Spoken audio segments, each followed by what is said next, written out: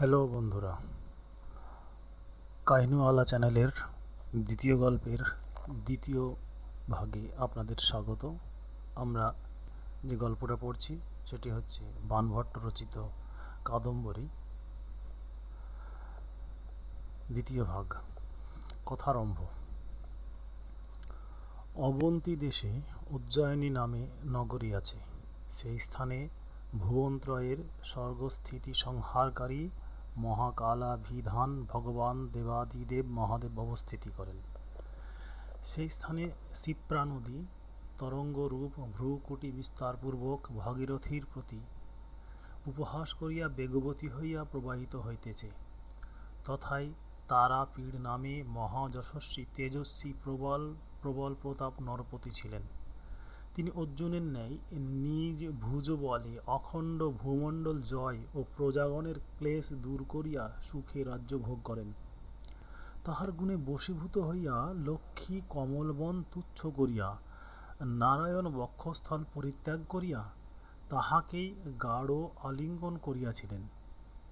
সরস্বতী চতুর্মুখের মুখ পরম্পরায় বাস করা ক্লেশকর বোধ করিয়া তাহারই রসনামণ্ডলে সুখে অবস্থিতি করিয়াছিলেন। তাহার আমত্ত নাম শুকনাশ। শুকনাশ ব্রাহ্মণকুলে জন্মগ্রহণ করেন। তিনি সকল শাস্ত্রের পারদর্শী, নীতিশাস্ত্র প্রয়োগকুশল, ভূভার ধারণক্ষম, অগাধ বুদ্ধি, ধীর প্রকৃতি, সত্যবাদী, জিতেন্দ্রিয়। তাহার পত্নীর নাম মনোরমা। ইন্দ্রের বৃহস্পতি, নলের সুমতি, দশরথের বশিষ্ঠ ও রামচন্দ্রের বিশ্বমিত্র যেরূপ উপদেষ্টা ছিলেন, শুকনাশ সেইরূপ রাজকার্য পরিচালনা বিষয়ে রাজাকে যথার্থ সদুপদেশ দিতেন। মন্ত্রীর বুদ্ধি এরূপ তীক্ষ্ণ যে জটিল ও দুরবগাহ কোনো কার্যসংকট উপস্থিত হইলেও বিচলিত বা প্রতিহত হইত না। শৈশবাধি অকৃত্রিম প্রণয় সঞ্চার হওয়াতে রাজা তাহাকে কোনো বিষয়ে অবিশ্বাস করিতেন না। তিনিও বিশুদ্ধ অন্তঃকরণে নৃপতির হিতকার্য অনুষ্ঠানে তৎপর ছিলেন। পৃথিবীতে তুল্য প্রতিদ্বন্দ্বী ছিল না এবং প্রজাদিগের উৎপাত ও অসুখ আকাশকুসুমের ন্যায় অলীক পদার্থ হইয়াছিল। সুতরাং সকল বিষয়ে নিশ্চিন্ত হইয়া শুকনাশের প্রতি রাজ্যশাসনের ভার সমর্পণপূর্বক রাজা যৌবন সুখ অনুভব করিতেন। কখনো জলবিহার, কখনো বনবিহার, কখনো বা নৃত্য গীত বাদ্য আমোদে সুখে কাল হরণ করেন। শুকনাশ সেই অসীম সাম্রাজ্য কার্যে অনায়াসে সুশৃঙ্খলারূপে সম্পন্ন করিতেন। তাহার অপক্ষপাতিতা ও সদ্বিচারগুণে প্রজারা অত্যন্ত বশীভূত ও অনুরক্ত হইয়াছিল। তারাপীড় এইরূপ সকল সুখ প্রাপ্ত হইয়াও সন্তান মুখলাবকনরূপ সুখ লাভ না হওয়াতে মনে মনে অতিশয় দুঃখিত থাকেন। সন্তান না হওয়াতে সংসার অরণ্য জ্ঞান, জীবনে বিড়ম্বনা জ্ঞান ও শরীর ভারমাত্র বলিয়া বোধ হইয়াছিল এবং আপনাকে অসহায়, অনাশ্রয় ও হতভাগ্য বিবেচনা করিতেন। ফলত তাহার পক্ষে সংসার অসার ও অন্ধকাররূপে প্রতীয়মান হইয়াছিল। নৃপতির বিলাসবতী নাম্নী পরম রূপবতী পত্নী ছিলেন। কন্দর্পের রতি, শিবের পার্বতী যেরূপ পরম প্রণয়িনী বিলাসবতী ও সেইরূপ রাজার পরম প্রণয়াস্পদ ছিলেন। একদা মহিষী অতিশয় দুঃখিত অন্তঃকরণে অন্তঃপুরে বসিয়া আছেন। এমন সময় নরপতি তথায় উপস্থিত হইয়া দেখিলেন মহিষী বাম করতলে কপোলদেশ সংস্থাপিত হইয়া বিষণ্ণ বদনে রোদন করিতেছেন। অঙ্গের ভূষণ অঙ্গ হইতে উন্মোচন করিয়া ফেলিয়া দিয়াছেন। অঙ্গ রাগ বা অঙ্গ সংস্কার কিছুই নাই। সখীগণ নিঃশব্দে ও দীক্ষিত চিত্তে পার্শ্বে বসিয়া আছে। অন্তঃপুর বৃদ্ধরা অনতিদূর উপবিষ্ট হইয়া প্রবোধ বাক্যে আশ্বাস প্রদান করিতেছে। রাজা গৃহের মধ্যে প্রবেশ করিলে মহিষী আসন হইতে উঠিয়া সম্ভাষণ করিলেন। রাজাকে দেখিয়া তাহার দুঃখ দ্বিগুণতর হইল ও দুই চক্ষু দিয়া অশ্রুধারা পড়িতে লাগিল। মহিষীর আকস্মিক শোক ও রোদনের কারণ কিছুই বুঝিতে না পারিয়া নরপতি মনে মনে ভাবনা, কত শঙ্কা ও কত কল্পনা করিতে লাগিলেন। পরে আসনে উপবিষ্ট হইয়া বসুন্ধরা চক্ষুর জল মুছিয়া দিয়া মধুর বাক্যে জিজ্ঞাসা করিলেন, প্রিয়ে, কি নিমিত্ত বাম করে বামগণ্ড সংস্থাপন করিয়া বিষণ্ণ বদনে ও দীন নয়নে রোদন করিতেছ? তোমার দুঃখের কারণ কিছু জানিতে না পারিয়া আমার অন্তঃকরণ অতিশয় ব্যাকুল ও বিষণ্ণ হইয়াছে। আমি কি কোনো অপরাধ করিয়াছি, অথবা অন্য কেউ প্রজ্বলিত অনল শিখায় হস্তক্ষেপ করিয়া থাকিবেক?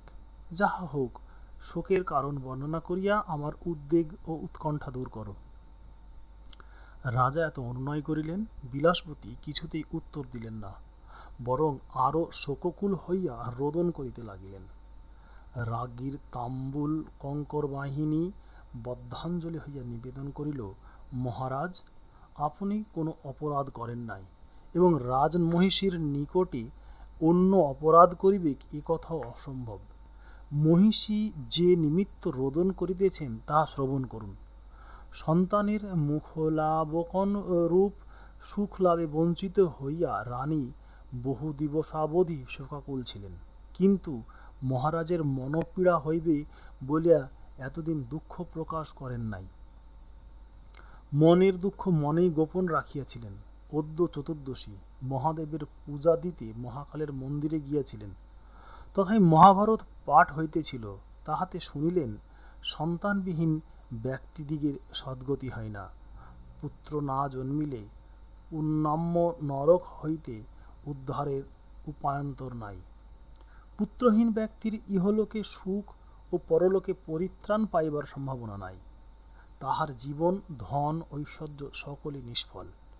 মহাভারতের একথা শুনিয়া অবধি অতিশয় উন্মনা ও উৎকণ্ঠা হইলেন। বাটি আসিলেন, সকলে নানা প্রকার প্রবোধবাক্যে সান্ত্বনা করিল ও আহার করিতে অনুরোধ করিল। কোনো ক্রমে শান্ত হইলেন না ও আহার করিলেন না। সেই অবধি কাহারও কোনো কথা উত্তর দেন না, কাহারও সহিত আলাপ করেন না, কেবল বিষণ্ণ বদনে অনবরত রোদন করিতেছেন। এক্ষণে যাহা কর্তব্য করুন। তাম্বুল করঙ্ক বাহিনী কথা শুনিয়া রাজা ক্ষণকাল নিস্তব্ধ ও নিরুত্তর হইয়া রহিলেন। পরে দীর্ঘশ্বাস পরিত্যাগ করিয়া কহিলেন, দেবী, দৈবাত্ম বিষয়ে শোক ও অনুতাপ করা কোনো ক্রমেই বিধ নহে। মনুষ্যেরা যত যত্ন ও যত চেষ্টা করুক না কেন, দৈব অনুকূল না হইলে কোনো প্রকারে মনোরথ সফল হইবে না। পুত্রের অলিঙ্গনে শরীর শীতল হইবে, মুখর বিন্দ দর্শনে নেত্র পরিতৃপ্ত হইবে, অপরিস্ফুট মধুর বচন শ্রবণে কর্ণ জুড়াইবে। এমন কি পূর্ণ কর্ম করিয়াছি, জন্মান্তরে কত পাপ করিয়া থাকিব, সেই জন্যই এত মনস্তাপ উপস্থিত হইতেছে। দৈব অনুকূল না হইলে কোনো অভীষ্ট সিদ্ধির সম্ভাবনা নাই। অতএব দৈবকর্মে অত্যন্ত অনুরক্ত হও। মনোযোগপূর্বক গুরুভক্তি, দেবপূজা, মহিষীদিগের পরিচর্যা করো। অবিচলিত ও অকৃত্রিম ভক্তিপূর্বক ধর্মকর্মের অনুষ্ঠান করো। পুরাণে শুনিয়াছি, মগধ দেশের রাজা বৃহদ্রথ সন্তান লাভের আশায় চণ্ড কৌশিকের আরাধনা করেন এবং তাহার বরপ্রভাবে জরাসন্ধ নামে প্রবল পরাক্রান্ত এক পুত্র প্রাপ্ত হন। রাজা দশরথ মহিষী ঋষশৃঙ্গকে প্রসন্ন করিয়া রাম, লক্ষ্মণ, ভরত, শত্রুঘ্ন নামে মহাবল পরাক্রান্ত চারি পুত্র লাভ করেন। ঋষিগণের আরাধনা কখনো নিষ্ফল হয় না, অবশ্য তাহার ফল দর্শে সন্দেহ নাই। দৃঢ়ব্রত ও একান্ত অনুরক্ত হইয়া ভক্তি সহকারে দেব ও দেবর্ষি গণের অর্চনা করো, তাহাতেই মনোরথ সফল হইবেক। হায়, কতদিন সেই শুভ দিনের উদয় হইবে, যেদিনে স্নেহময় প্রীতিময় সন্তানের সুধাময় মুখ চন্দ্র অবলোকন করিয়া জীবন ও নয়ন চরিতার্থ করিব। পরিজনেরা আনন্দে পূর্ণ পাত্র গ্রহণ করিবে। নগর উৎসবময় হইয়া নৃত্যগীত বাদ্যে কোলাহলে পরিপূর্ণ হইবে। শশীকলা উদিত হইলে গগনমণ্ডলের যেরূপ শোভা হয়, কত দিনে দেবী পুত্র ক্রোড়ে করিয়া সেইরূপ শোভিত হইবেন। নিরুক্ততা এক্ষণে অতিশয় ক্লেশ দিতেছে। সংসার অরণ্য ও জগৎ শূন্য দেখিতেছি। রাজা ও ঐশ্বর্য নিষ্ফল বোধ হইতেছে। কিন্তু অপ্রতিবেদেয় বিষয়ে শোক ও দুঃখ করা বৃথা বলিয়া ধৈর্যকালম্বনপূর্বক যথাকিঞ্চিৎ সংসার যাত্রা নির্বাহ করিতেছি। এইরূপ নানা প্রবোধ বাক্যে আশ্বাস দিয়া স্বহস্তে মহিষীর নেত্রজল মোচন করিয়া দিলেন। অনেকক্ষণ অন্তঃপুরে থাকিয়া পরে বহির্গত হইলেন।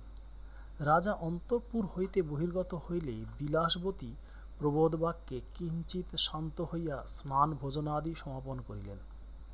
যে সকল আভরণ ফেলিয়া দিয়েছিলেন তাহা পুনর্বার অঙ্গে ধারণ করিলেন। তদবধি দেবতার আরাধনা, ব্রাহ্মণের সেবা, গুরুজনের পরিচর্যা অতিশয় অনুরক্ত হইলেন। দৈবকর্মের অনুরক্ত হইয়া চণ্ডিকার গৃহে প্রতিদিন ধূপ, গুগ্গুল প্রভৃতি সুগন্ধ দ্রব্যের গন্ধ বিস্তার করেন। দিবস বিশেষে তথায় কুশাসনে শয়ন করিয়া থাকেন। প্রতিদিন প্রাতকালে ব্রাহ্মণদিগের স্বর্ণপ্রাত্য দান করেন। কৃষ্ণপক্ষের চতুর্দশী রজনীতে চতুষ্পদে দেবদিগের বলি উপহার দেন। অশ্বত্থ প্রভৃতি বনস্পতিদিগকে প্রদক্ষিণ করেন। ষোড়শ পদচারে ষষ্ঠী দেবীর পূজা দেন। ফলত যে যে রূপ ব্রতের অনুষ্ঠান করিতে কহে, অতিশয় ক্লেশসাধ্য হইলেও অপত্য তৃষ্ণায় উহার অনুষ্ঠান করেন। কিছুতেই পরাঙ্মুখ হয়েন না। গণক অথবা সিদ্ধ পুরুষ দেখিলেই সমাদরপূর্বক সন্তানের গণনা করান। রাত্রিরে যে সকল স্বপ্ন দেখেন, প্রভাতে পুরন্ধ্রীদিগকে তাহার ফলাফল জিজ্ঞাসা করেন। এইরূপে কিছুদিন অতীত হইলে একদা রাত্রি শেষে রাজা স্বপ্নে দেখিলেন বিলাসবতী সৌধশিখরে শয়ন করিয়া আছেন। তাহার মুখমণ্ডলে পূর্ণচন্দ্র প্রবেশ করিতেছে।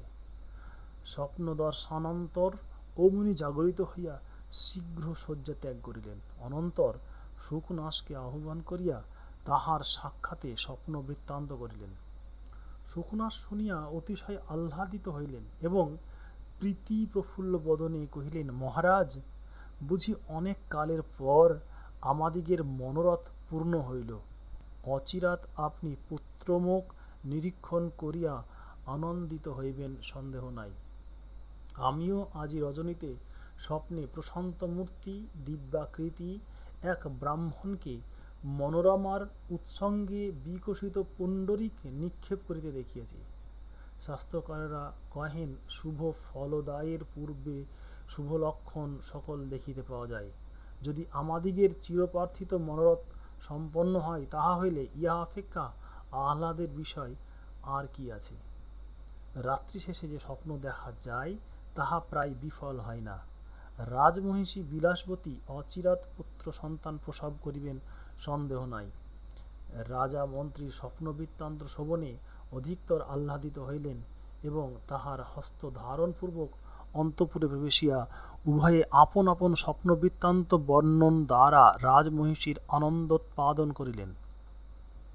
কিছুদিন পরে বিলাসবতী গর্ভবতী হইলেন। শশধরের প্রতি বিম্ব পতিত হইলে সরোবর যেরূপ উজ্জ্বল হয়, পারিজাত কুসুম বিকশিত হইলে নন্দনবনের যেরূপ শোভা হয়, বিলাসবতী গর্ভধারণ করিয়া সেইরূপ অপূর্ব শ্রী প্রাপ্ত হইলেন।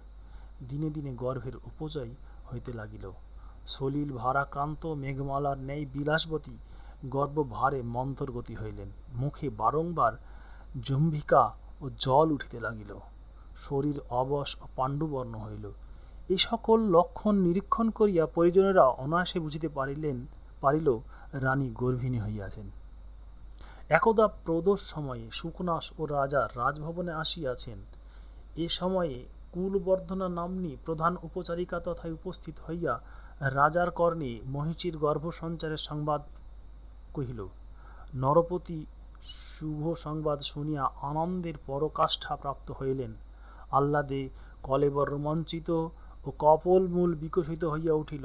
তখন হর্ষোৎ সাফল্যমোচনে সুকনাসের প্রতি দৃষ্টিপাত করাতে তিনি রাজার ও কুলবর্ধনার আকৃতি দেখিয়া অনুমান করিলেন রাজার অভীষ্ট সিদ্ধি হইয়াছে। তথাপি সন্দেহ নিবারণের নিমিত্ত জিজ্ঞাসা করিলেন, মহারাজ, স্বপ্নদর্শন কি সফল হইয়াছে? রাজা কিঞ্চিৎ হাস্য করিয়া কহিলেন, যদি কুলবর্ধনার কথা মিথ্যা না হয় তাহা হইলে স্বপ্ন সফল বটে। চলো আমরা স্বয়ং গিয়া জানিয়া আসি। একথা বলিয়া গাত্র হইতে উন্মোচন করিয়া শুভ সংবাদের পারিতোষিক স্বরূপ বহুমূল্য অলঙ্কার কুলবর্ধনাকে দিয়া বিদায় করিলেন। আপনারাও মহিষীর বাসভবনে চলিলেন। যাইতে যাইতে রাজার দক্ষিণ লোচন স্পন্দ হইল। তথায় গিয়া দেখিলেন মহিষী গর্ভচিত কোমল শয্যায় শয়ন করিয়া আছেন। গর্ভে সন্তানের উদয় হওয়াতে মেঘবৃত্তা শশীমণ্ডল শালিনী রজনীর ন্যায় শোভা পাইতেছেন। শিরোভাগে মঙ্গল কলস রহিয়াছে, চতুর্দিকে মণির প্রদীপ জ্বলিতেছে এবং গৃহে শ্বেত সরসপ বিকীর্ণ আছে। রানী রাজাকে দেখিয়া সম্ভ্রমে শয্যা হইতে উঠিবার চেষ্টা করিতেছিলেন। রাজা বারণ করিয়া কহিলেন, প্রিয়ে, আর কষ্ট পাইবার প্রয়োজন নাই। বিনা অভ্যুত্থানেই যথেষ্ট আদর প্রকাশ হইয়াছে। এইরূপ বলিয়া শয্যার এক পার্শ্বে বসিলেন। সুকনা স্বতন্ত্র এক আসনে উপবেশন করিলেন। রাজা মহিষীর আকার প্রকার দেখিয়া গর্ভলক্ষণ জানিতে পারিলেন। তথাপি পরিহাসপূর্বক কহিলেন, প্রিয়ে, শোকনাস জিজ্ঞাসা করিতেছেন কুলবর্ধনা যাহা কহিয়া আসিল সত্য কিনা। মহিষী লজ্জায় নম্রমুখী হইয়া কিঞ্চিৎ হাস্য করিলেন। বারংবার জিজ্ঞাসা অনুরোধ করাতে তিনি কহিলেন, আর কেন আমাকে লজ্জা দাও, আমি কিছুই জানি না। এই বলিয়া পুনর্বার অধোমুখী হইলেন। পরিহাস প্রায় এইরূপ অনেক কথার পর সুকনাস আপন আলয়ে প্রস্থান করিলেন। ক্রমে ক্রমে গর্ভের উপচয় হওয়াতে মহিষীর যে গর্ভদোহদ হইতে লাগিল, রাজা তৎক্ষণাৎ সম্পাদন করিতে লাগিলেন। প্রসব সময় সমাগত হইলে মহিষী শুভ দিনে শুভ লগ্নে এক পুত্র সন্তান প্রসব করিলেন। নরপতির পুত্র হইয়াছে শুনিয়া নগরবাসী লোকের আহ্লাদের পরিসীমা রহিল না। রাজবাটী মহোৎসবময়, নগর আনন্দময় ও পথ কোলাহলময় হইল। গৃহে গৃহে নৃত্য গীত বাদ্য আরম্ভ হইল। নরপতি সানন্দ চিত্তে দীন দুঃখী অনাথ প্রভৃতিকে অর্থদান করিতে লাগিলেন। যে যাহা আকাঙ্ক্ষা করিল তাহাই দিলেন। কারাবদ্ধকে মুক্ত ও ধনহীনকে ঐশ্বর্যশালী করিলেন। গণকরা গণনা করিয়া শুভ লগ্ন স্থির করিয়া দিলে নরপতি পুত্র মুখ নিরীক্ষণ করিবার নিমিত্ত মন্ত্রীর সহিত গৃহে গমন করিলেন। দেখিলেন সূতিকা গৃহের দ্বারদেশে দুই পার্শ্বে সলিলপূর্ণ দুই মঙ্গল কলস, স্তম্ভের উপরিভাগে বিচিত্র কুসুমে গ্রথিত মঙ্গলমালা। পুরন্ধ্রীবর্গ কেহ বা জ্যেষ্ঠী দেবীর পূজা করিতেছে, কেহ বা মাতৃকাগণের বিচিত্র মূর্তি চিত্রপটে লিখিতেছে। ব্রাহ্মণেরা মন্ত্র পাঠপূর্বক সূতিকা গৃহের অভ্যন্তরে শান্তিজল নিক্ষেপ করিতেছেন। পুরোহিতরা নারায়ণের সহস্র নাম পাঠ করিয়া শুভ সত্যায়ন করিতেছেন। রাজা জল ও অনল স্পর্শপূর্বক সূতিকা গৃহের অভ্যন্তরে প্রবেশ করিলেন। দেখিলেন রাজকুমার মহিষীর অঙ্কে শয়ন করিয়া সূতিকা গৃহে উজ্জ্বল করিয়া রহিয়াছেন। দেহ প্রভায় দীপ প্রভা তিরোহিত হইয়াছে। এইরূপ অঙ্গসৌষ্ঠব ও রূপ লাবণ্য যে হঠাৎ দেখিলে বোধ হয় যেন সাক্ষাৎ রাজকুমার রূপে অবতীর্ণ হইয়াছে। রাজা নিমেষে শূন্যলোচনে বারংবার দেখিলেন, কিন্তু অন্তঃকরণ তৃপ্ত হইল না। যতবার দেখেন অদৃষ্টপূর্ব ও অভিনব বোধ হইয়া সস্পৃহ ও প্রীতি বিস্ফারিত নেত্র দ্বারা পুনঃ পুনঃ অবলোকন করিয়া নব নব আনন্দ অনুভব করিতে লাগিলেন এবং আপনাকে চরিতার্থ ও পরম সৌভাগ্যশালী জ্ঞান করিলেন। সুকনাস সতর্কতাপূর্বক বিকশিত নয়নে রাজকুমারের অঙ্গ প্রত্যঙ্গের বিলক্ষণ রূপে পরীক্ষা করিয়া কহিলেন, মহারাজ, দেখুন কুমারের অঙ্গে চক্রবর্তী ভূপতির লক্ষণ সকল লক্ষিত হইয়াছে। করতলে শঙ্খ চক্র রেখা, চরণতলে পতাকা রেখা, প্রশস্ত ললাটে দীর্ঘ লোচন, উন্নত নাসিকা, লোহিত অধর, এই সকল চিহ্ন দ্বারা মহাপুরুষ লক্ষণ প্রকাশ পাইয়াছে। মন্ত্রী রাজকুমারের এইরূপ রূপ বর্ণনা করিতেছেন এমন সময়ে মঙ্গলক এক পুরুষ প্রবেশিয়া রাজাকে নমস্কার করিল ও হর্ষোৎফুল্লোচনে কহিল, মহারাজ, মনোরমার গর্ভে শুকনাসের এক পুত্র সন্তান জন্মিয়াছে।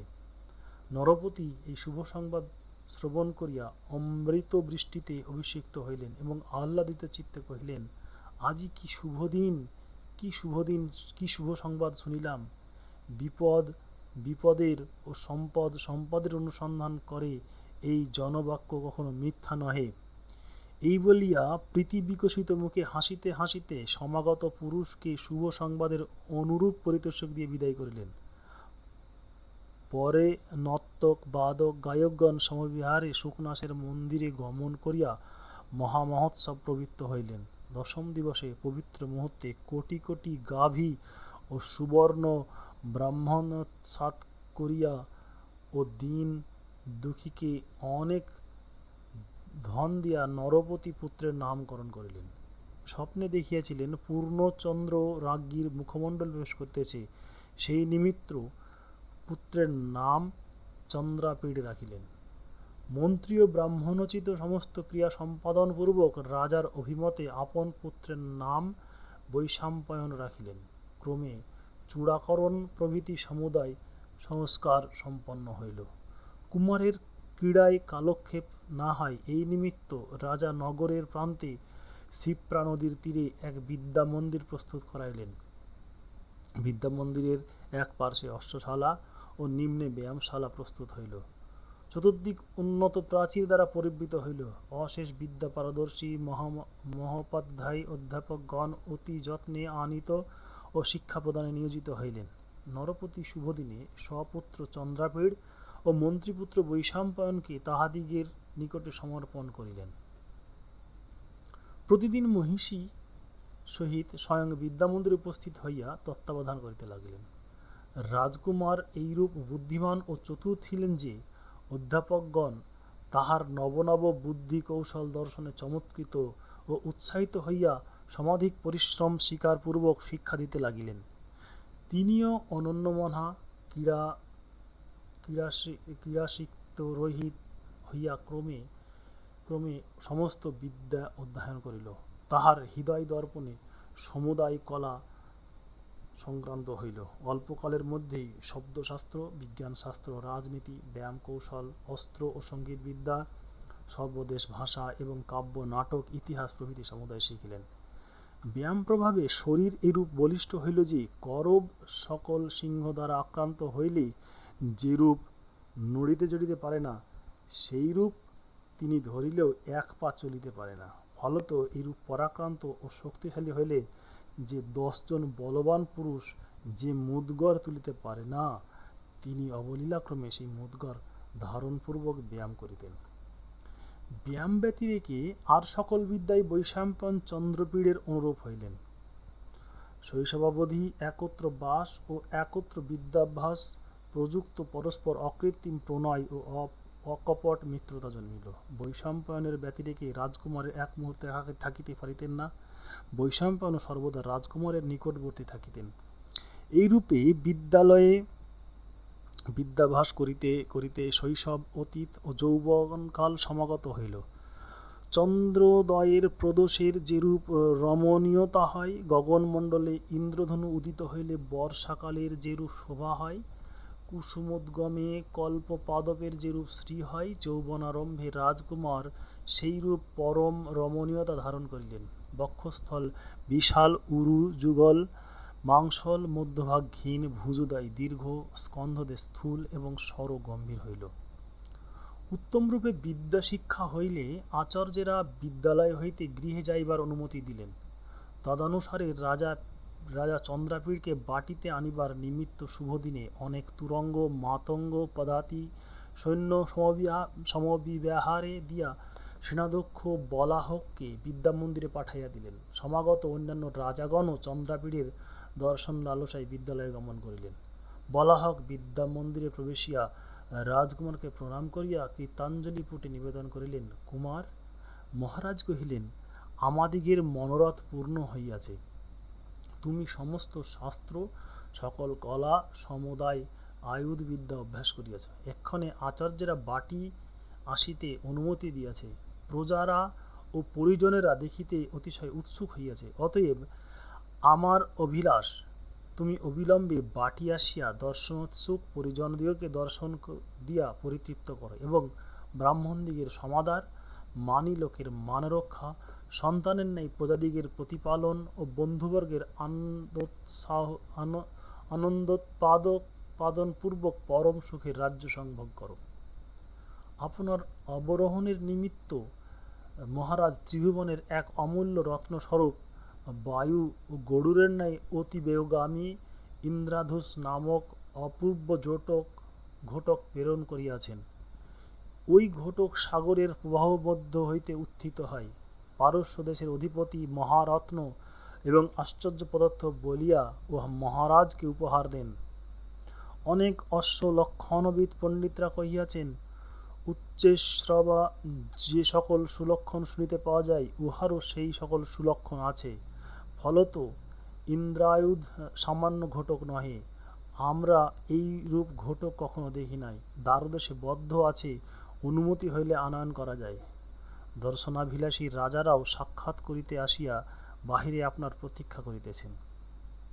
বলাহক এই কথা কহিলে চন্দ্রাপীঠ গম্ভীর স্বরে আদেশ করিলেন, ইন্দ্রায়ুধকে এই স্থানে লইয়া এসো। আজ্ঞামাত্র অতি বৃহৎ স্থূলাকায় মহা তেজস্বী প্রচণ্ড বেগশালী বলবান ইন্দ্রায়ুধ আনীত হইল। ওই ঘোটক এইরূপ বলিষ্ঠ ও তেজস্বী যে দুই বীর পুরুষ উভয় পার্শ্বে মুখের বলগা ধরিয়াও উন্মমনের সময় মুখ নিম্ন করিয়া রাখিতে পারে না। এইরূপ উচ্চ যে উন্নত পুরুষরাও কর প্রসারিত করিয়া পৃষ্ঠদেশ স্পর্শ করিতে পারে না। চন্দ্রাপীঠ সুলক্ষণ সম্পন্ন অদ্ভুত অশ্ব অবলোকন করিয়া অতিশয় বিস্ময়াপন্ন হইলেন। মনে মনে চিন্তা করিলেন, অসুর ও দেবগণ সাগরমন্থন করিয়া কি রত্ন লাভ করিয়াছেন। দেবরাজ ইন্দ্র ইহার পৃষ্ঠে আহরণ করেন নাই। তাহার ত্রিলোকাধিপত্যই বিফল। জলনিধি তাহাকে সামান্য উচ্চশ্রবা ঘোটক প্রদান করিয়া প্রতারণা করিয়াছেন। দেবাদিদেব নারায়ণ যদি ইহাকে একবার নেত্রগোচর করেন, বোধহয় পক্ষীরাজ গরুরের পৃষ্ঠে অবরোহণ জন্য তার আর কোনো অহংকার থাকে না। পিতার কি আধিপত্য! ত্রিভুবন দুর্লভ এত দৃশ্য রত্ন সকল তিনি সংগ্রহ করিয়াছেন। ইহার আকার ও লক্ষণ দেখিয়া বোধ হইতেছে এ প্রকৃত ঘোটক নয়, কোনো মহাত্মা শাপগ্রস্ত হইয়া অশ্বরূপে অবতীর্ণ হইয়া থাকিবেন। এইরূপ চিন্তা করিতে করিতে আসন হইতে গাত্রোত্থান করিলেন। অশ্বের নিকট উপস্থিত হইয়া মনে মনে নমস্কার ও আহরণের জন্য অপরাধের ক্ষমা প্রার্থনা পূর্বক পৃষ্ঠে আহরণ করিলেন এবং বিদ্যালয় হইতে বহির্গত হইলেন। বহিস্থিত অশ্বারূঢ় নৃপতিগণ চন্দ্রাপীঠকে দেখিবা মাত্র আপনাদিগকে কৃতার্থ বোধ করিলেন এবং সাক্ষাৎকার লালসায় ক্রমে ক্রমে সকলের সম্মুখে আসিতে লাগিলেন। বলাহক একে একে সকলের নাম ও বংশের নির্দেশপূর্বক পরিচয় দিলেন। রাজকুমার মিষ্ট সম্ভাষণ দ্বারা যথাচিত সমাদর করিলেন। তাহাদিগের সহিত নানা প্রকার সদালাপ করিতে করিতে সুখে নগরাভিমুখে গমন করিতে লাগিলেন। বন্দীগণ উচ্চ স্বরে সুললিত মধুর প্রবন্ধে স্তুতি পাঠ করিতে লাগিলেন। ভৃত্যেরা চামর ব্যঞ্জন মস্তকে ছত্র ধারণ করিল। বৈশাম্পায়নও অন্য এক তুরঙ্গমে আহরণ করিয়া রাজকুমারের পশ্চাতে পশ্চাতে চলিলেন। চন্দ্রাপীঠ ক্রমে ক্রমে নগরের মধ্যবর্তী পথে সমাগত হইলেন। নগরবাসীরা সমস্ত কার্য পরিত্যাগপূর্বক রাজকুমারের সুকুমার আকার অবলম্বন করিতে লাগিলেন। নগরস্থ সমস্ত বাটির দ্বারা উদ্ঘাটিত হওয়াতে বোধ হইল যেন নগরী চন্দ্রপীঠকে দেখিবার নিমিত্ত একবারে সহস্র সহস্র নেত্র উন্মীলন করিল। চন্দ্রাপীঠ নগরে আসিতেছেন শুনিয়া রমণীগণ অতিশয় উৎসুক হইল এবং আপন আপন আরাধ্য কর্ম সমাপন না করিয়াই কেহ বা আলক্ত পরিতে পরিতে, কেহ বা কেশ বাঁধিতে বাঁধিতে বাটি বহির্গত হইল, কেহ বা প্রসাদপরি আহরণ করিয়া এক দৃষ্টিতে পথ পানে চাহিয়া রহিল। একবারে সোপন পরম্পরায় শত শত কামিনীজনের সম্ভ্রম পাদ নিক্ষেপ করায় প্রাসাদ মধ্যে এক প্রকার অভূতপূর্ব অশ্রুতপূর্ব ভূষণ শব্দ সমুৎপন্ন হইল। গবক্ষ জালের নিকট কামিনীগণের মুখ পরম্পরা বিকশিত কমলের ন্যায় শোভা পাইতে লাগিল। স্ত্রীগণের চরণ হইতে আর্দ্র অলক্তক পতিত হওয়ায় ক্ষিতিতল পল্লবময় বোধ হইল। তাহাদিগের অঙ্গশোভায় নগর লাবণ্যময়, অলঙ্কার প্রভায় দিগ্বলয়, ইন্দ্রায়ুধময় মুখলোচনে ও লোচন পরম্পরায় গগনমণ্ডল চন্দ্রময় ও পথ নীলোৎপলময় বোধ হইতে লাগিল। রাজকুমারীর মোহিনী মূর্তি দেখিয়া বিলাসীগণ চমৎকৃত ও মোহিত হইয়া পরস্পর পরিহাসপূর্বক কহিতে লাগিল, সখী, এই পৃথিবীতে সেই ধন্য ও সৌভাগ্যবতী এই পুরুষরত্ন যাহার কর গ্রহণ করিবে। আহা, এইরূপ পরম সুন্দর পুরুষ তো কখনো দেখি নাই।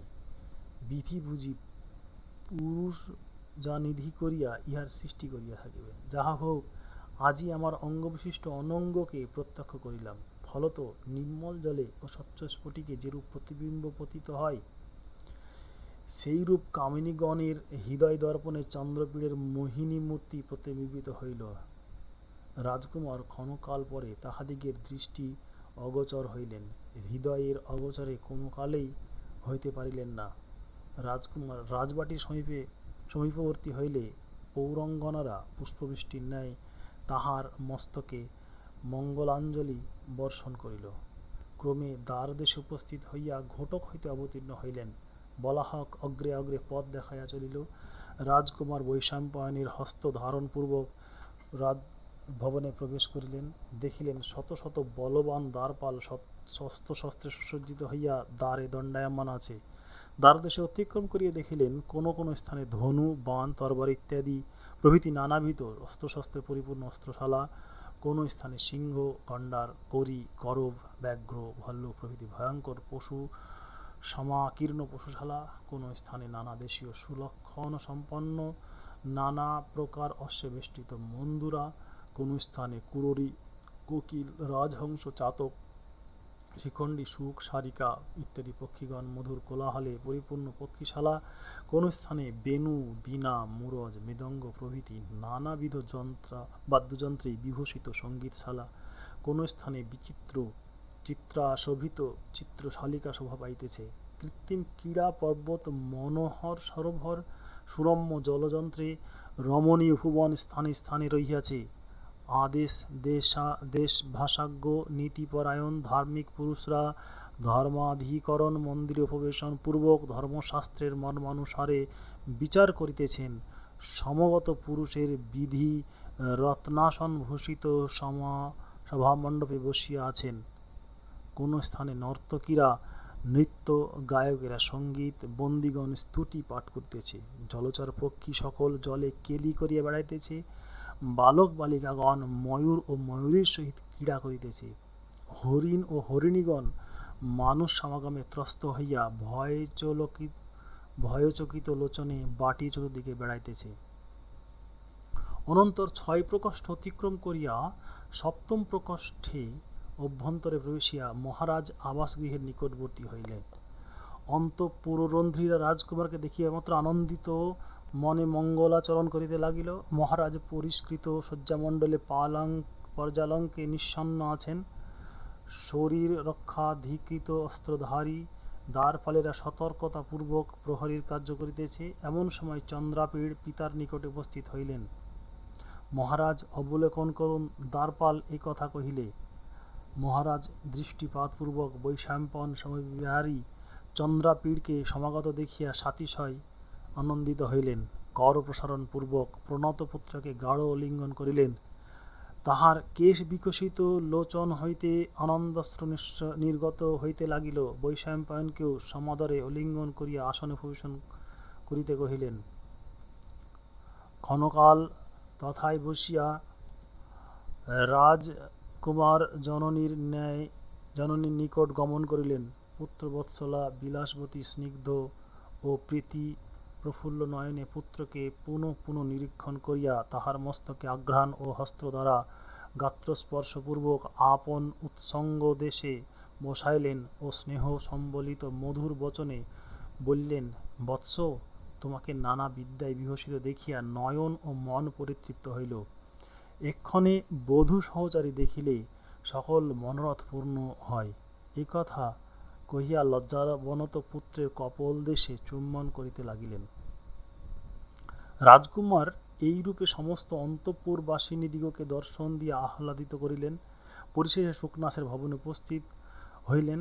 আমত্ত ভবনেও এইরূপ সমৃদ্ধি সম্পন্ন যে রাজবাটী হইতে বিভিন্ন বোধ হয় না। শুকনাস সভামণ্ডপে বসিয়া আছেন। সমাগত সামন্ত ভূপতিগণ চতুর্দিকে বেষ্টন করিয়া রহিয়াছেন। এমন সময় চন্দ্রাপীঠ বৈশাম্পায়ন তথায় প্রবেশিলেন। সকলে সভ্রমে গাত্রোত্থানপূর্বক সমাদরে সম্ভাষণ করিল।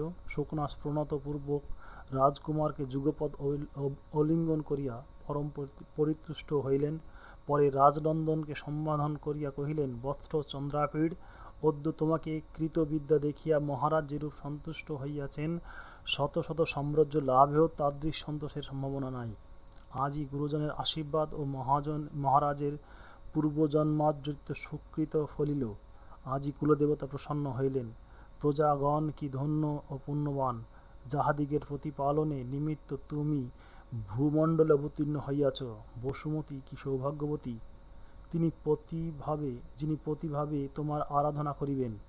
ভগবান যেরূপ নানা অবতার হইয়া ভূভার বহন করিয়া থাকেন, তুমিও সেইরূপ যৌবরাজ্যে অভিষিক্ত হইয়া ভূভার বহন ও প্রজাদিগের প্রতিপালন করো। রাজকুমার শুকনাসের সভায় ক্ষণকাল অবস্থিতি করিয়া মনোরমার নিকট গমন ও ভক্তিপূর্বক তাহাকে নমস্কার করিলেন। তাহা হইতে বাটী আসিয়া স্নান ভোজন প্রভৃতি সমুদয় কার্য সম্পন্ন করিয়া মহারাজের আজ্ঞানুসারে শ্রীমণ্ডপ নামক প্রসাদে গিয়া বিশ্রাম করিতে লাগিলেন। শ্রীমণ্ডপের নিকট ইন্দ্রায়ুধ বাসস্থান নির্দিষ্ট হইল। দিবাবসানে দিংমল লোহিতবর্ণ হইল। সন্ধ্যার আগে রক্তবর্ণ হইয়া চন্দ্রবাক মিথুন ভিন্ন ভিন্ন দিকে উৎপাতিত হওয়ায় বোধ হইল যেন বিরহ বেদনা স্মৃতিপথ রূঢ় হওয়াতে তাহাদিগের হৃদয় বিদীর্ণ হইয়াছে ও গাত্র হইতে রক্তধারা পড়িতেছে। সম্মানিত ব্যক্তিরা বিপদকালেও নিজ পদপীতে পদার্পণ করেন না, ইহাই জানিবার নিমিত্ত রবি অস্তাগমন কালে পশ্চিমাচলের উন্নত শিখর আশ্রয় করিলেন। দিনকর অস্তগত হইলেন, কিন্তু রজনী সমাগত হয় নাই। এই সময় তাপের বিগম ও অন্ধকারের অনুদয় প্রযুক্ত লোকের অন্তঃকরণ আনন্দে প্রফুল্ল হইল।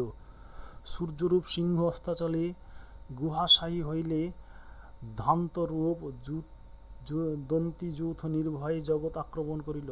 নলিনী দিনমণির বিরহে অলিরূপ অশ্রুজল পরিত্যাগপূর্বক কমলরূপ নেত্র নিমীলন করিল। বিহঙ্গমকুল কোলাহল করিয়া উঠিল। অনন্তর প্রজ্বালিত প্রদীপ শিখা ও উজ্জ্বল মণির আলোকে রাজবাটীর তিমির নিরস্ত হইয়া গেল। চন্দ্রাপীঠ পিতামাতার নিকটে নানা কথা প্রসঙ্গে ক্ষণকাল ক্ষেপ করিয়া আহারাদি করিলেন। পরে আপন প্রাসাদে আগমনপূর্বক কোমলশয্যামণ্ডিত পর্যাঙ্কে সুখে নিদ্রা গেলেন। প্রভাত হইলে পিতার অনুমতি লিয়া শিকারী কুকুর, শিক্ষিত হস্তি, বেগগামী অশ্ব এবং অসংখ্য অস্ত্রধারী বীরপুরুষ সমবিহারে করিয়া মৃগার্থে বনে প্রবেশিলেন। দেখিলেন উদার স্বভাব সিংহ সম্রাটের ন্যায় নির্ভয়ে গিরিগুহায় শয়ন করিয়া আছে। হিংস্র শার্দূল ভয়ঙ্কর আকারে শিকারপূর্বক পশুদিগকে আক্রমণ করিতেছে। মৃগকুল তস্ত্র শশব্যস্ত হইয়া তরিত বেগে ইতস্তত দৌড়িতেছে। বনহস্তি দলবদ্ধ হইয়া চলিতেছে। মহিষকুল রক্তবর্ণ চক্ষু দ্বারা ভয় প্রদর্শন করিয়া নির্ভয়ে বেড়াইতেছে। বরাহ, ভাল্লুক, গণ্ডার প্রভৃতি ভীষণ আকার দেখিলে এবং চিৎকার শব্দ শুনিলে কলেবর কম্পিত হয়। নিবিড় বন তথায় সূর্যের কিরণ প্রায় প্রবেশ করিতে পারে না। রাজকুমার এতদৃশ ভীষণ গহনে প্রবেশিয়া ভল্ল ও ও নারাস দ্বারা ভাল্লুক, সারাং, শূকর প্রভৃতি বহুবিধ বন্য পশু মারিয়া ফেলিলেন। কোনো কোনো পশুকে আঘাত না করিয়া কেবল কৌশলক্রমে ধরিলেন। মৃগয়া বিষয়ে এরূপ সুশিক্ষিত ছিলেন যে উড্ডীন বিহগাবলীকেও অবলীলাক্রমে বাণবিদ্ধ করিতে লাগিলেন। বেলা 2 প্রহর হইল। সূর্যমণ্ডল ঠিক মস্তকের উপরিভাগ হইতে অগ্নিময় কিরণ বিস্তার করিল। সূর্যের আতপে ও মৃগয়াজন্য শ্রমে একান্ত ক্লান্ত হইয়া রাজকুমার সর্বাঙ্গ ঘর্ম বাড়িতে পরিপ্লুত হইল। সেদার্ধ শরীর বিবিধ কুসুমরেণু পতিত হওয়াতেও বিন্দু বিন্দু রক্ত লাগাতে যেন অঙ্গে অঙ্গরাগ রক্ত চন্দন লেপন করিয়াছেন বোধ হইল। ইন্দ্রায়ুদের মুখে ফেনাপুঞ্জ ও শরীরে শ্বেদ জল বহির্গত হইল। সেই রৌদ্রে স্বহস্তে নবপল্লবের ছত্র ধরিয়া সমবিহারী রাজগণের সহিত মৃগয়ার কথা কহিতে কহিতে বাটি প্রত্যাগমন করিলেন। দ্বারদেশে উপস্থিত হইয়া তুরঙ্গম হইতে অবতীর্ণ হইলেন। তথায় মৃগয়াবেশ পরিত্যাগ ও ক্ষণকালের বিশ্রামের পর স্নান করিয়া অঙ্গে অঙ্গরাগ লেপন ও পট্টবসন পরিধানপূর্বক আহার মণ্ডপে গমন করিলেন। আপনি আহার করিয়া স্বহস্তে ইন্দ্রায়ুদের ভোজন সামগ্রী আনিয়া দিলেন। সেই দিন ঐরূপ অতিবাহিত হইল। পরদিন প্রাতকালে আপন প্রাসাদে বসিয়া আছেন, এমন সময়ে কৈলাস নামক কঞ্চুকী স্বর্ণালঙ্কার ভূষিত এক সুন্দরী কুমারীকে সঙ্গে করিয়া তথায় উপস্থিত হইল। বিনীত বচনে কহিল, কুমার, দেবী আদেশ করিলেন এই কন্যাকে আপনার তাম্বুল কলঙ্ক বাহিনী করুন। ইনি কুলুৎদেশীয় রাজার দুহিতা, নাম পত্রলেখা। মহারাজ কুলুৎ রাজধানী জয় করিয়া এই কন্যাকে বন্দী করিয়া আনেন এবং অন্তঃপুর পরিচারিকার মধ্যে নিবেশিত করুন। রানী পরিচয় পাইয়া আপন কন্যার ন্যায় লালন পালন ও রক্ষণাবেক্ষণ করিয়াছেন এবং অতিশয় ভালোবাসিয়া থাকেন। ইহাকে সামান্য পরিচারিকার ন্যায় জ্ঞান করিবেন না, সখী ও শিষ্যার ন্যায় বিশ্বাস করিবেন। রাজকন্যা সমুচিত সমাদর করিলেন। ইনি অতিশয় সুশীল, সরল স্বভাব এবং এরূপ গুণবতী যে আপনাকে ইহার গুণে অবশ্য বশীভূত হইতে হইবে। আপাতত ইহার কুলশীলের বিষয়ে কিছুই জানেন না বলিয়া কিঞ্চিৎ পরিচয় দিলাম। কুঞ্চকীর মুখে জননীর আজ্ঞা শুনিয়া নিমেষশূন্য লোচনে পত্রলেখাকে দেখিতে লাগিলেন। তাহার আকার দেখিয়া বুঝিলেন এ কন্যা সামান্য কন্যা নহে। অনন্তর জননীর আদেশ গ্রহণ করিলেন বলিয়া কুঞ্চকীকে বিদায় করিলেন। পত্রলেখা তাম্বুল কলঙ্ক বাহিনী হইয়া ছায়ার ন্যায় রাজকুমারের অনুবর্তিনী হইল। রাজকুমারও তাহার গুণে প্রীত ও প্রসন্ন হইয়া দিন দিন নব নব অনুরাগ প্রকাশ করিতে লাগিল। কিছুদিন পর রাজা চন্দ্রপীড়াকে যৌবরাজ্যে অভিষেক করিতে অভিলাষ করিলেন। রাজকুমার যুবরাজ হইবেন এই ঘোষণা সর্বত্র প্রচারিত হইল। রাজবাটী মহোৎসবময় ও নগর আনন্দ কোলাহলে পরিপূর্ণ হইল। অভিষেকের সামগ্রী সম্ভার সমগ্রের নিমিত্ত লোক সকল দিক দিগন্তে গমন করিল। একদা কার্যক্রমে চন্দ্রাপীড় আমত্তের বাটিতে গিয়াছেন। তথায় সুখনাস তাহাকে সম্বোধন করিয়া মধুর বচনে কহিলেন, কুমার, তুমি সমস্ত শাস্ত্র অধ্যয়ন সমুদায় বিদ্যা অভ্যাস করিয়াছ, সকল কলা শিখিয়াছ, ভূমণ্ডলে জন্মগ্রহণ করিয়া যাহা জ্ঞাতব্য সমুদায় জানিয়াছ। তোমার অজ্ঞাত উপদেষ্টব্য কিছুই নাই। তুমি যুবা। মহারাজ তোমাকে যৌবরাজ্যে অভিষিক্ত ও ধনসম্পদের অধিকারী করিতে ইচ্ছা করিয়াছেন। সুতরাং যৌবন, ধনসম্পত্তি, প্রভুত্ব তিনেরই অধিকারী হইলে। কিন্তু যৌবন অতি বিষমকাল। যৌবনরূপ বনে প্রবেশিলে বন্যজন্তুর ন্যায় ব্যবহার হয়। যুবা পুরুষরা কাম, ক্রোধ, লোভ প্রভৃতি পশুধর্মকে সুখের হেতু ও স্বর্গের সেতু জ্ঞান করে। যৌবন প্রভাবে মনে এক প্রকার তম উপস্থিত হয়, উহা কিছুতেই নিরস্ত হয় না। যৌবনের আরম্ভে অতি নির্মূল বুদ্ধিও বর্ষাকালীন নদীর ন্যায় কলুষিত হয়। বিস্ময় তৃষ্ণা ইন্দ্রিয়কে আক্রমণ করে। তখন অতি গর্হিত অসৎ কর্মকেও দুষ্কর্ম বলিয়া বোধ হয় না। তখন লোকের প্রতি অত্যাচার করিয়া স্বার্থ সম্পাদন করিতেও লজ্জাবোধ হয় না। সুরাপান না করিলেও, চক্ষুর দোষ না থাকিলেও ধনমদে মত্ততা ও অন্ধতা জন্মে। ধনমদে উন্মত্ত হইলে হিতাহিত ও সদস বিবেচনা সদ সদ সদ্বিবেচনা থাকে না। অহংকার ধনের অনুগামী। অহংকৃত পুরুষরা মানুষকে মানুষ জ্ঞান করে না। আপনাকেই সর্বাপেক্ষা গুণবান বিদ্বান প্রধান বলিয়া ভাবে, অন্যের নিকটেও সেরূপ প্রকাশ করে। তাহার স্বভাব এইরূপ উদ্ধত হয় যে আপন মতের বিপরীতে কথা কহিলে তৎক্ষণাৎ খড়গহস্ত হইয়া ওঠে। প্রভুত্ব রূপ হলাহলির ঔষধ নাই। প্রভুজনেরা অধীন লোকদিগের দাসের ন্যায় জ্ঞান করে। আপন সুখে সন্তুষ্ট থাকিয়া পরের দুঃখ সন্তাপ কিছুই দেখিতে পায় না। তাহারা প্রায় স্বার্থপর ও অন্যের অনিষ্টকারক হইয়া ওঠে। যৌবরাজ্য, যৌবন, প্রভুত্ব, অতুল ঐশ্বর্য এ সকল কেবল অনর্থ পরম্পরা। অসামান্য ধীশক্তিসম্পন্ন ব্যক্তিরাই ইহার তরঙ্গ হইতে উত্তীর্ণ হইতে পারেন। তীক্ষ্ণ বুদ্ধিরূপ দৃঢ় নৌকা না থাকিলে উহার প্রবল প্রবাহে মগ্ন হইতে হয়। একবার মগ্ন হইলে আর উঠিবার সামর্থ্য থাকে না। সৎবংশে জন্মিলেই যে সৎ ও বিনীত হয় এ কথা অগ্রাহ্য। উর্বরা ভূমিতে কি কণ্টকী বৃক্ষ জন্মে না? চন্দন কাষ্ঠের ঘর্ষণে যে অগ্নি নির্গত হয় উহার কি দাহ শক্তি থাকে না? ভবাদৃশ্য বুদ্ধিমান ব্যক্তিরাই উপদেশের যথার্থ পাত্র। মূর্খকে উপদেশ দিলে কোনো ফল হয় না। দিবাকরের কিরণ স্ফটিক মুনির ন্যায় মৃৎপিণ্ডে প্রতিফলিত হইতে পারে। সদুপদেশ অমূল্য আসমুদ্রসম্ভূত রত্ন।